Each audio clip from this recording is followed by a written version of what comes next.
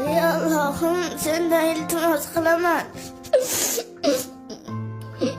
Dadamga bittagina o'g'il bola jo'nat.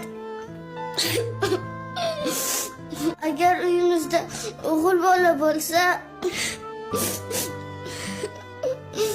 dadam oyimni urishmaydilar. Dadajonim bizni yomon ko'rsalar ham biz dadamizni yaxshi ko'raveramiz. Ey Allohim, dadam boshqa oyimni xafa qilmasinlar. Boshqa yig'latmasinlar. Bizga bittagina o'g'il bola bor. Dadamga bittagina o'g'il bola jo'nat. Ikkinchi qizim.